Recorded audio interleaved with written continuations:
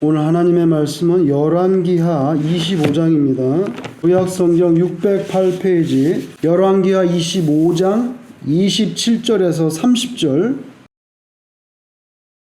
유다의 왕 여호야긴이 사로잡혀간 지 37년 곧 바벨론의 왕 에윌무로닥이 즉위한 원년 12월 그달 27일에 유다의 왕 여호야긴을 옥에서 내놓아 그 머리를 들게 하고 그에게 좋게 말하고 그의 지위를 바벨론에 그와 함께 있는 모든 왕의 지위보다 높이고 그 죄수의 의복을 벗게 하고 그의 일평생에 항상 왕의 앞에서 양식을 먹게 하였고 그가 쓸 것은 날마다 왕에게서 받는 양이 있어서 종신토록 끊이지 아니하였더라.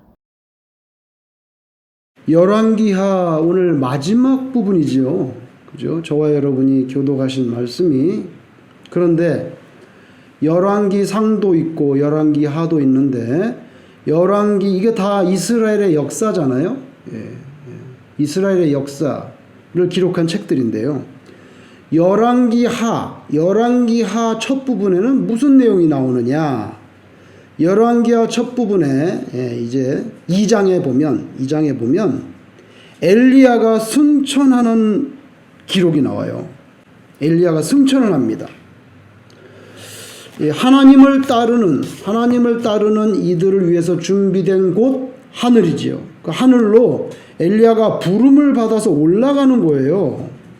근데 열왕기하 2장 11절에 보면 불수레와 불말이 나타났어요. 엘리야를 모시고 가려고 나타난 겁니다. 그죠? 엘리야를 모시고 가려고 나타난 겁니다. 불수레와 불말이 나타났고 엘리야는 성경에 보니까 회오리바람 가운데 하늘로 올려졌어요. 그래서 죽음을 맛보지 않고 하늘로 간 사람 보통 에녹과 그리고 또 엘리야가 있습니다. 이 사람은 병들어서 죽어서 간 게 아니에요. 하나님이 불병거와 불말을 보내가지고 데려가 버렸어요. 그런 특이한 사건이 열왕기하 첫 부분에 기록되어 있다는 거죠. 그러나 열왕기하 2장의 마지막 장, 오늘 25장 마지막 장에 이르면 이와는 극명하게 반대되는 모습이 보이는데 그게 뭐냐면 25장을 보면 하나님을 따르는데 실패한 유다 백성들이 이방 땅 바벨론에서 모욕적인 포로 노예들로 근근히 살아가고 있다는 내용입니다. 엘리야의 승천, 유다 포로들의 허망하고 비참한 바벨론의 포로 생활, 이게 열왕기하 시작과 끝이에요. 정말 극과 극입니다. 신자의 삶도 그래요. 그 인생 결론이 열왕기하 첫 부분에 엘리야 승천처럼 될 것인지 아니면 열왕기하 오늘 25장 마지막 25장에 실패한 하나님을 따르기를 실패한 유다 백성들의 그런 비참한 지경의 모습처럼 될 것인지 우리는 결단할 수밖에 없다는 겁니다.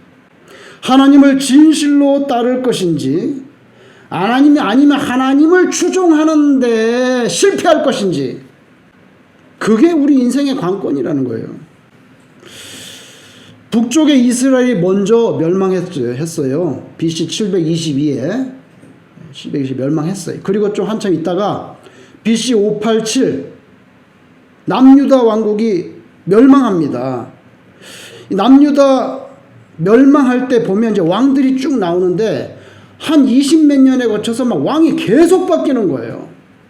자, 그 출발은 요시야 왕부터 시작했는데 요시야 왕이 죽고 난 다음에 누가 왕이 됐느냐? 그 아들이 여호아하스 3개월 다스렸어요. 3개월 다스리고 왕이 또 바뀌었는데 여호야김 이 사람도 요시야의 아들이에요. 11년 이 사람 죽고 나서 여호야긴 요거는 여호야김의 아들인데 여호야긴 3개월 다스렸어요. 그리고 바벨론의 포로로 잡혀가 버렸어요, 이 사람이. 그리고 나서 마지막 이제 뭐 백제 같으면 의자 왕이잖아요. 그 유다의 마지막 왕은 마따니아라고 하는 사람인데 마따니아는 누구냐면 이건 다시 또 요시야의 아들이에요. 요시야의 아들. 그리고 그 직전에 여호야긴의 삼촌이죠. 삼촌이 되는데 이 사람은 11년을 다스리고 나라가 망했는데 이제 그 이름을 바벨론에서 시드기야로 바꿔버렸어요. 그래서 시드기야로 이렇게 알려져 있는 왕입니다. 오늘 읽은 본문에 누가 등장하냐면 여호야긴 왕이 등장하고 있어요. 여호야긴. 이 사람이 왕으로 있다가 바벨론 침공을 받아서 바벨론으로 포로로 잡혀갔는데 그게 598, BC 598이에요. BC 598. 그리고 대략 561년쯤에 사면돼서 복권됐다는 이야기입니다. 오늘 본문에. 그럼 561년이 왜 무슨 특별한 해냐? 특별한 해예요. 느부갓네살, 바벨론의 느부갓네살이 사망하고 그 아들 에윌 무로닥이 즉위한, 바벨론의 왕이 바뀐 거예요. 에윌 무로닥이 즉위하고 이런 사면 복권의 은혜를 베풀었습니다. 그러면 이 포로로 끌려간 여호야긴이라고 하는 왕은 거기서 몇 년 만에 이런 사면이 됐느냐? 37년이 지났어요. 37년 동안 거기서 포로로 지내다가 다시 사면되고 복권이 됐어요. 근데 37년도 보통 37년이 아니에요. 오늘 27절에 보면 몇 월 며칠입니까? 몇 월 며칠 날 복권됐습니까? 12월 27일이니까 3일 지나면 이제 38년째 들어가는 날입니다. 3일 지나면 38년째 들어가는데 38년째 들어가기 직전에 사면되고 복권이 됐어요. 에윌 무로닥이 자기 아버지 느부갓네살이 죽고 난 다음에 왕위에 오르면서 아마 특사를 했던 것 같아요. 제 생각에는. 그 특사를 했는데 거기에 이 사람이 사면된 거죠. 날짜를 보니까 아주 12월 27일이라고 정확하게 기록되어 있어요. 포로로 끌려간 지 만 38년 되기 3일 전에 복권이 됐어요. 여러분, 이 사건은 예레미야가 늘 예언을 했거든요. 장차 유다 백성들이 바벨론의 포로로 가지만 다시 본토로 돌아올 것이다. 70년 만에 이런 그 희망 있는 메시지를 던졌는데 그게 가시화될 수 있다는 가능성의 그런 상징적인 사건이 되어버렸어요. 이게 민수기 13장 26절 32장 8절 이런 걸 근거로 볼 때 이스라엘 백성들이 광야 생활한 건 40년 맞아요. 40년 맞는데 이집트에서 홍해 건너가지고 시나이 광야로 들어가는 시간이 있죠. 그리고 모압 평지에서 있다가 요단강 건너가지고 여리고성 치고 들어가는 그 40년 광야 생활의 초반 부분하고 그거는 이제 이집트에서 그 고센 땅에서 올라와서 홍해 건너가지고 들어가는 그 기간하고 모압 땅에 있다가 이제 요단강 건너서 여리고 치고 들어가는 그 40년 기간의 앞부분하고 뒷부분 그걸 딱 잘랐냐면 38년이 됩니다. 그건 저의 계산이 아니고 성경에 그렇게 써 있어요. 그래서 예를 들면은 신명기 2장 14절에 보면 정확히 나와 있어요. 신명기 2장 14절에 가데스 바네아에서 세렛 시내를 건너기까지 38년이라 이렇게 나와 있습니다. 근데 요거는 40년 기간 가운데 초반하고 뒷부분을 자른 거예요. 그럼 정확히 광야 생활 38년 살았다는 겁니다. 그 38년이라는 숫자는 대단히 중요한 숫자처럼 보입니다. 왜냐하면 예수님께서 베데스다 연못에 가서 병자를 고쳐줬잖아요. 몇 년 동안 그 엎어져 있었습니까? 누워 있습니까? 38년 된 환자입니다. 물론 우연의 일치로 볼 수 있지만 이스라엘 38년 동안 광야에 묵혀뒀다가 하나님께서 가나안 땅으로 집어넣습니다. 신명기 2장 14절에 38년 가데스 바네아에서 세렛 시내를 건너기까지 38년이랬어요. 베데스다의 못에 38년 동안 그대로 그 자리에 죽치고 있던 그 불쌍한 영혼 예수님께서 그 못에 들어가지 않았잖아요. 그냥 예수님께서 고쳐주셨어요. 그리고 또 오늘 본문 열왕기하 25장 끝부분에 저와 여러분이 교도관 이 말씀해 보면 바벨론으로 포로로 끌려갔던 비운의 유다왕 여호야긴 이 사면 복권 역시도 3일만 채우면 드디어 38년째 되는 무렵에 이 사람이 사면되고 복권된 것입니다. 여기서 여러분 우리는요 잠깐 이런 생각을 하게 됩니다. 이스라엘 역사 가운데 가장 화려하고 가장 화려하고 그 막강했던 시대는 솔로몬 시대입니다. 근데 솔로몬의 업적 중에 제일 큰 게 뭐죠? 성전을 지었잖아요. 그죠? 성전을 지었는데 히람이라고 하는 대장장이를 모셔와가지고 외국에서 모셔와가지고 큰 기둥을 2개 만듭니다. 노수로 높은 기둥 2개를 만들어서 예루살렘 성전 주랑 그 맨 앞에 입구죠. 현관 입구 거기 주랑에 이 기둥을 세웠어요. 솔로몬이 그 기술자를 모시고 와가지고. 근데 그 기둥을 세우고 기둥에 이름을 붙였어. 뭐라고 붙였습니까? 보아스하고 뭐죠? 야긴입니다. 여기 보아스는요, 그 무슨 뜻이냐면요, 그의 능력으로, 그의 힘으로, 이런 뜻이에요. In him is strength. 정확히 뭐냐면 보아스가 힘은 그분께 있다, 뭐 이렇게 되는데, 그냥 간단하게 말하면 그분의 능력, 그분의 힘으로, 이런 뜻입니다. 그게 보아스란 뜻이에요. 아주 좋은 뜻이죠. 그 기둥 하나, 또 하나는 뭐 야긴은 뭐냐면요, 그가 세우신다. 영어로 he established. 그가 세우신다. 그래서 녹기둥 거대한 걸 2개를 예루살렘 성전 앞에 딱 세워놓고서는 솔로몬이 하나는 야긴이고 하나는 보아스다, 이렇게 이름을 붙였다는 거예요.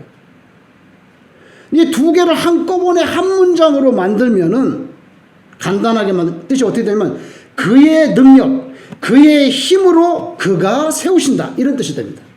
여러분, 솔로몬 성전 누가 세웠습니까? 솔로몬이 세웠죠. 우리 같으면 머릿돌에다가 뭐예요? 솔로몬 뭐 제 몇 년에 이러면서, 저 같으면 어떻게 하겠습니까? 머릿돌에다가 살렘교회 머릿돌을 세워 아무 목사 조두경 몇 년 이렇게. 솔로몬 그렇게 안 했더라고요. 솔로몬도 참 겸손하고 초창기엔 잘했어. 우리 같으면 솔로몬 즉위 몇 년은 쓸 거 아닙니까? 야긴과 보아스로 해라. 근데 이게 뭐냐면 한 문장으로 만들면 그는 하나님이거든요. 사실 여기서 하나님이란 단어만 안 들었을 뿐이지 그의 능력으로 그가 세우신다. 그래서 보아스와 야긴이 된 거예요. 그런데 이게 587 바벨론이 들어와서 예루살렘 다 불탈 때 다 무너져 버렸잖아요. 기둥 자체가 없어져서 폐허가 돼버린 거예요. 이제 그 무너진 기둥, 그걸 하나님이 다시 세워주셔야 되는 거예요. 그죠? 여러분, 그 기둥, 야긴, 하나님이 세워주십니다. 나중에 바벨론에서 포로된 사람 중에 스룹바벨이 리더가 돼가지고 일단의 유대인들을 함께 데리고 예루살렘으로 귀환해요. 그게 536이에요. 536. 예루살렘으로 귀환해서 성전 재건을 시작합니다. 이제 다 폐허가 돼서 아무것도 없어. 여우가 막 돌아다니는 그런 비참한 지경이 있는데 536년에 성전을 다시 짓기 시작하는 게 에스라 3장 8절에 나와요. 536 얘기, 536. 여러분, 그 536에 그런 사건이 발생하기 25년 전에 유다 왕에서 포로로 잡혀갔던 비운의 왕 여호야긴이 561에 사면되고 복권됩니다. 근데 여러분, 제가 여기까지 말씀드렸으면 이제 뭘 말씀하려는지 좀 감이 옵니까? 안 오십니까? 제가 여기까지 설명을 했는데 그 다음에 뭔 말을 할 것 같습니까? 감이 옵니까? 배가 옵니까? 사과도 안 옵니까? 뭐겠습니까, 여러분? 우연의 일치지만 여호야긴이잖아요. 똑같은 단어예요. 솔로몬 성전 앞에 서 있는 야긴하고요, 거기다가 여호와만 붙인 거예요. 이건 뭐예요? 여호야긴의 뜻은 뭐예요? 여호와가 세우신다는 뜻이에요. 우연의 일치 같은데 너무 정확하게 그 무너진 성전 누가 세워요? 하나님이 세워주셔야 되잖아요. 그 기둥, 야긴이라는 기둥, 그거 하나님이 세워주셔야 되는데 그 기둥을 세우고 성전을 재건하는 기는 536에 발생할 건데, 스룹바벨이 그거 25년 전에 하나님께서 먼저 기둥을 세워줍니다. 돌이 아니고 뭐예요? 사람이에요. 누굽니까? 여호야긴입니다. 여호야긴입니다. 열왕기하를 기록한 사가가 이것까지 생각하고 이 부분을 썼는지는 모르겠습니다. 솔로몬의 성전의 기둥 야긴하고 여호야긴이 이름이 똑같잖아요. 그것까지 깨닫고 썼는지는 저는 모르겠어요. 그리고 이름도 우연의 일치죠. 뭐 고의적으로 그렇게 한 건 아니잖아요. 그래서 여호야긴은요, 야훼 이스테블리시다, 여호와께서 세우신다는 뜻이거든요. 열왕기하 25장 그 유다 제국의 흥망성쇠 멸망의 대서사시, 우리로 말하면 뭐 조선실록 같은 그 유다실록이잖아요. 그 실록의 마지막 장면이 바로 이 야긴에 대한 사면 복권의 장면으로 끝나는 이유가 그래서 대단히 주목할 만하다는 거예요. 짐작건대 바벨론의 포로로 끌려가 살고 있었던 유대인들에게 왕이 있다면 누구겠습니까? 같이 끌려온 여호야긴밖에 없어요. 그런데 사실은 거기 바벨론의 여호야긴하고 같이 끌려왔지만 유다 땅의 왕은 누굽니까? 마지막에 시드기야입니다. 그러나 시드기야를 왕으로 쳤던 것 같지 않아요. 어떻게 쳤냐면 시드기야는요, 바벨론이 꼭두각시로 세워놓은 사람이거든요. 마지막 왕이 맞기는 맞지만 바벨론에 끌려가서 지금 살고 있는 사람에게 진짜 왕은 누굽니까? 여호야긴밖에 없어요. 시드기야는 대리자로 바벨론이 꽂아놓은 거거든요. 성경에 보면 바벨론 왕이 세워놓은 거예요. 꼭두각시란 말이에요. 그죠? 그리고 바벨론에 와서 현재 지금 이 아픔과 고통의 세월을 같이 겪고 있는 왕, 우리의 유일한 왕은 누구냐면 여호야긴 왕이시에요. 하나님이 그 사람을 세워줬다는 거예요. 그리고 여러분, 시드기야를 별로 치지 않은 것 같아요. 여호야긴이 같이 있었고, 그리고 그 사람을 유일하게 왕으로 인식했던 것 같은데, 이것에 대한 증거가 하나 나옵니다. 그게 뭐냐면요, 에스겔 선지자 아시죠? 에스겔이 기록을 남길 때 연도를 계산할 때 시드기야 제 몇 년 이런 단어를 안 씁니다. 뭐라고 씁니까? 여호야긴 몇 년이라고 씁니다. 그게 어디 나오냐면, 예를 들면 에스겔 1장 2절에 보면 시드기야 몇 년이라고 안 합니다. 거기 보면 여호야긴 몇 년이라고 나옵니다. 그렇게 볼 때 여호야긴이 상당히 의미 있는 왕이에요. 여호야긴의 사면 복권의 의미는 뭡니까? 이스라엘 그 거룩한 땅 바깥에서 다윗의 왕조의 일원인 이 유다의 왕, 이 사람이 인정받았다는 거예요. 오늘 본문에 보시면 복권시켜서 어디서 밥을 먹습니까? 이제 에윌 무로다 가고 같이 식사합니다. 그리고 거기에 다른 왕보다 훨씬 더 높이 쳐줬다고 나옵니다. 이스라엘 땅 밖에서 다윗 왕조의 후손이 유대인의 왕으로 인정받고 있다는 사실, 굉장히 중요합니다. 이거는 유다의 희망이 돋아나는 거죠. 여러분, 열왕기하 25장 26절 거기까지는 남쪽 유다 왕국의 멸망에 대한 비극적인 진술입니다. 망했으니까. 그런데 남유다의 역사는 그러니까 끝난 거죠. 망했으니까. 그래서 열왕기 상하를 기록한 기자는 바로 열왕기하 25장 26절 거기에서 자신의 펜을 내려놓을 수 있었어요. 끝났습니다. 망했다고요.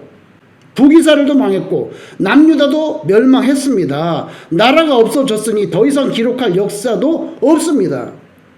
그러니까 열왕기하 25장 26절에서 거기서 펜을 딱 내려놔도 되는데 느닷없이 갑자기 27절에 여호야긴 사면됐다.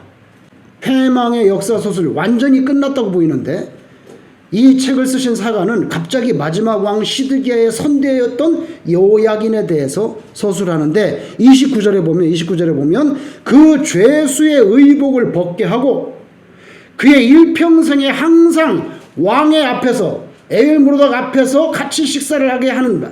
왕의 앞에서 양식을 먹게 하였고.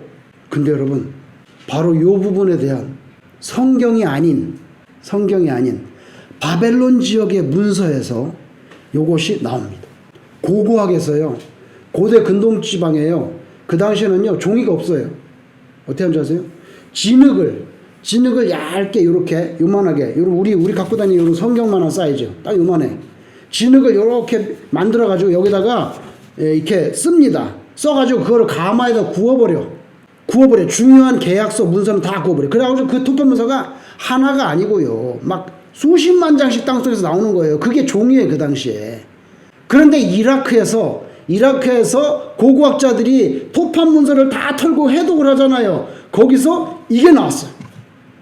요거에 대한 서술이 나왔단 말이에요. 그 토판 문서 여러분 보고 싶지 않아요? 안 보고 싶죠? 저는 봤습니다. 사진으로. 그건 어디서 나왔느냐? 이라크에서 나왔어요. 이게 바벨론 땅이거든요. 이라크 옛날에 바벨론. 이라크 땅에 나왔는데 우리한테는 그게 중요해. 뭐 다른 게 성경에 나와 있는 게 확인이 됐으니까. 근데 그 토판 문서는 지금 누가 가지고 있느냐? 독일이 가져왔어. 독일 사람들이 가는 데마다 막 문화재를 수집해요. 지금 베를린의 박물관 속에 딱 모셔 있어요. 거기 제가 한번 읽어봐 줄게요. 거기 그 아카디안 쐐기 문자로 기록된 건데 뭐라고 나오냐면 이렇게 정확하게 이렇게 나옵니다. 야우킨이 이게 야긴이에요. 야우킨, 그때 영어로 하면 야우킨, 그 다음에 King of the Land of 야후드 이렇게 나옵니다. 여기 야후드가 유다예요. 그래서 거기 뭐라고 하냐면 야우킨, King of the Land of 야후드, 유다의 왕 야긴. 그리고 거기 뭐 나온 줄 아세요? 그 사람한테 배급되는 레이션이 나옵니다. 뭐 예를 들어 우리식으로 말하면 쌀 뭐 2포대 배급되는 한 달에 뭐 이게 나와요. 레이션이 거기 나와. 그래서 이거 역사적으로 확인이 됐어요. 여러분, 다 나라가 망한 비참한 속에 무려 37년 옥살이 지내던 여호야긴 석방되고 사면 복권됐어요. 이 역사적 사실이 예루살렘 남유다 왕국의 패망, 그 너머에 또 하나의 새로운 그런 서광적인 희망을 암시합니다. 희망을 암시. 지금 사람의 눈으로 볼 때는 유다는 완전히 망했어요. 희망이 없어요. 그런데 열왕기하를 마무리하는 이 사가의 눈, 이 역사가의 눈은 여전히 하나님을 향하고 있습니다. 그리고 바라보고 있습니다. 사람의 눈의 끝이라고 여겨지지만 하나님께서는 너 잘못해가지고 그렇게 쫄딱 망해가지고 포로 갔잖아. 바벨론에 뭐 말이 많아. 그런 문맥이 되지만 하나님께서는 결국에는 보면 선과 악을 넘어서 잘잘못을 넘어서, 왜냐하면 자식이기 때문에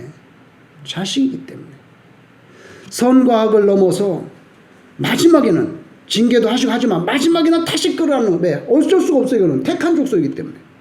이게 하나님의 질긴 사랑이에요.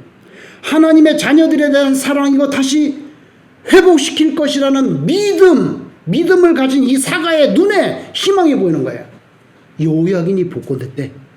그래서 복권이 됐대.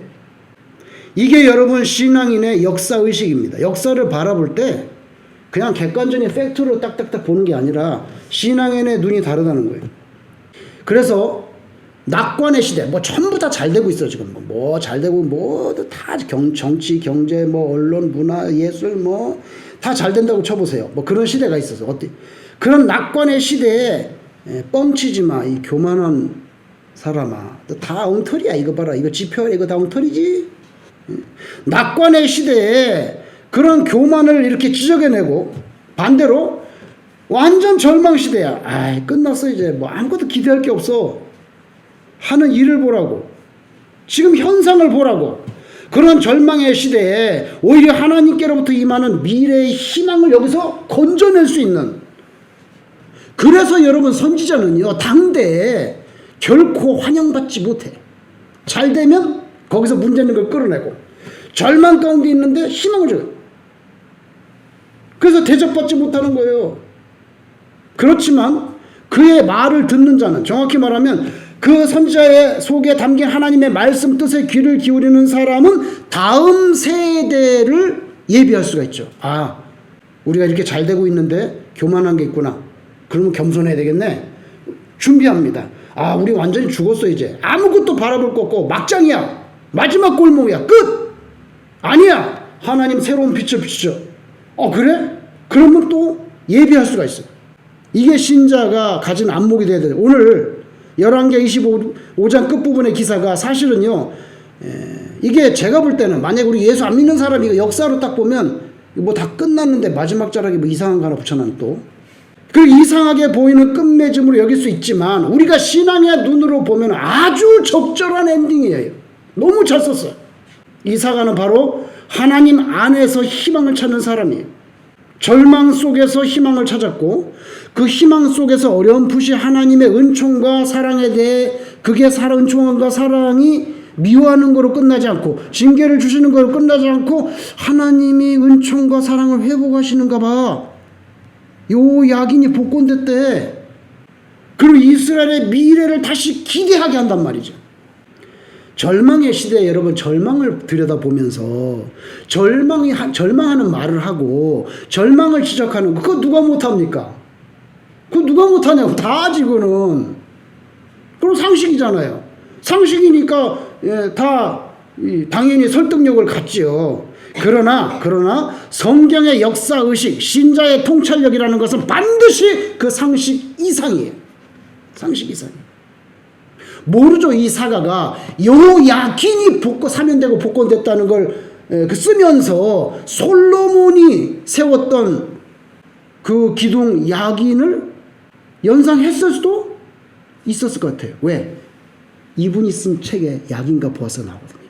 자기가 써도 그지 나오거든요. 솔로몬이 보아스와 야긴이라고 명했다고 나오거든요. 자기가 쓴 거란 말이에요. 그러니까 그 솔로몬이 세운 기둥 야긴하고 이 가시적인 사람 인물 여호야긴의 복권하고 다 여호와께서 세우셨다는 뜻인데 이거 매치하지 못했을까요? 매치했을 거라고 저는 생각합니다. 다만 이 사람이 고의적으로 솔로몬의 성전의 기둥을 언급하지 않았을 뿐이죠. 그럼 재미없잖아. 그 정도는 숨은 그림 찾기로 읽는 사람이 찾아내야지. 하나부터 100까지 다 설명하면 그거 뭐라 그래 우리가? 재미없다 그러고 그 다음에 뭐야? 녹음할까요? 뭐 이런 말이 나오는 거예요. 그런 안 해야 돼. 안 해야 돼. 마진이 있어야지. 그냥 딱 처음부터 끝까지. 제 생각에는 거기까지 이르면 이 사람의 매력이 여기에 있다. 그걸 쓰고 싶었을 것 같은데 제 생각에는 저 같으면은 당구장 표시 딱 한 다음에 달아가지고 썼을 것 같은데 이분은 그렇게 쓰지는 않았더라고요. 여러분 열왕기하 25장 마지막 부분처럼 때로 여러분들께 나는 끝났어 이제 나는 이제 막다른 골목이라고 생각돼. 그런 때도 하나님이 살아계시다는 것. 그분이 예수 그리스도의 보혈의 피로 저와 여러분에게 여전히 자비를 베푸실 수 있는 넉넉한 하나님이시라는 것. 그 소망을 여러분이 회복할 수 있기를 바랍니다. 혹시라도 깝깝하고 불안하죠. 두려운 그런 부분. 건강도 그래요.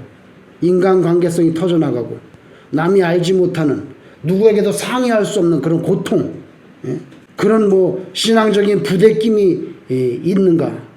하나님의 인자하심과 선하심 변하지 않는다. 제한이 없어요. 그 대표적인 뭐예요? 탕자가 돌아올 때 내 이놈 어디서 내가 죽지도 않았는데 가불해가지고 가가지고 다 망쳐먹고 어딜 돌아올라 마을 어귀에도 들어오지 마라 그랬어요? 그렇지 않죠? 성경에 보면 어떻게 됐습니까? 예수님 비에? 맨날 나가서 아들 오나 보는 거야. 그래갖고 그냥 나가 목이 빠지게라. 이거 이 녀석이 이제 돌아올 때 됐는데 돈 다 떨어질 때 됐는데 왜 안 오나 하고 이렇게 아직도 산 거가 뭔데 딱 보니까 거짓골을 하는데 자기 아들이 딱 알아봤어. 얼른 뛰어나가가지고 이러면 어떻게 했죠?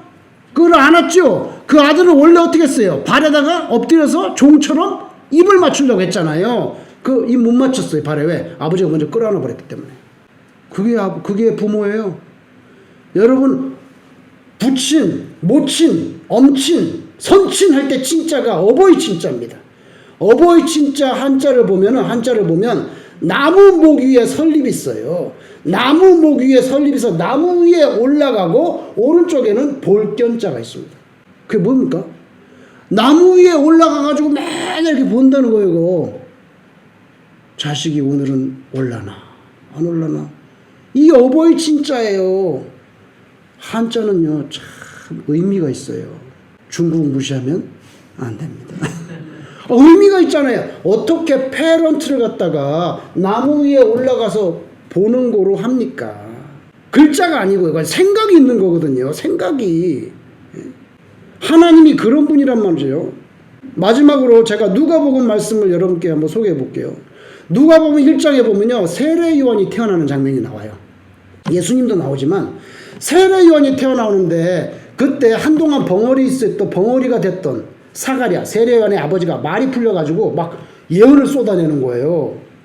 그게 누가복음 1장 78절 79절 거기 있는데 자기 아들이 태어납니다. 이제 세례 요한의 출생과 더불어 그의 아버지 사가랴의 예언 말씀이 나오는데 그 예언 말씀 중에 메시아로 오시는 예수님의 길을 예비하게 되는 자기 아들 세례 요한의 사명에 대해서 언급하면서 메시아에 대해서 말씀하는데 이렇게 돼 있어요.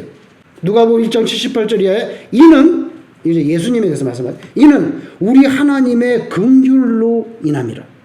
예수님 메시아가 오는 게 하나님이 긍휼을 베풀어줘서 우리에게 온다는 거예요. 이는 우리 하나님의 긍휼로 인함이라. 이로써 돋는 해가 떠오르는 태양, 이거 예수님이라는 거예요. 말라기야 선지자 4장에 뭐랬어요? 예수님은 의의 태양이라고 말했잖아요. 그렇죠? 치유하는 광선을 비춰준다 그랬어요. 치유하는 광선을. 그게 뭐 몸을 치료한다는 겁니다. 영혼이 병들었기 때문에 구원해 준다는 거예요. 그래서 이 사가랴가 그런 말씀하는 거예요. 이로써 돋는 해가 위로부터 우리에게 임하여 어둠과 죽음의 그늘에 앉은 자에게 비치고, 이렇게 말했어요. 비치고 Ray of Hope, 희망의 광선이 비치고 우리 발을 평강의 길로 인도하시리로다. 이렇게만. 그래서 의의 태양이신 예수님 메시아께서 어둠과 죽음의 그늘에 있는 우리에게 그 찬란한 구원의 빛을 비춰주시고 우리 발을 평강의 길로 인도하시려, 이렇게 예언을 했어요. 찬양을 했어요. 이게 우리의 영원한 의의 태양 예수님 그 십자가의 은총이 어둠과 죽음의 그늘 속에 있는 우리에게 임해서 우리의 발이 평강의 길로 인도된다고 가르쳐 주는 거죠. 여러분, 이게 바로 저와 여러분이 받아 누리는 복인 줄로 믿습니다. 오늘 본문에 3일만 채우면 37년 만땅 채우고 이제 38년 넘어갈 건데 거의 만 37년의 수감자 풀어주셨어요. 요한복음 5장 8절 베데스다 문 옆에 속절없이 무려 38년 동안 널브러져 있었던 그 불쌍한 영혼 직접 찾아가서 치유해 주신 분, 바로 성삼위일체 하나님이십니다. 유다 왕국의 실록, 역사의 대서사시, 열왕기하 25장의 끝자락에 깔려있는 하나님에 대한 희망의 빛이 쏟아지는 거예요. 그래서 오늘 이 말씀의 제목을 희망의 하나님.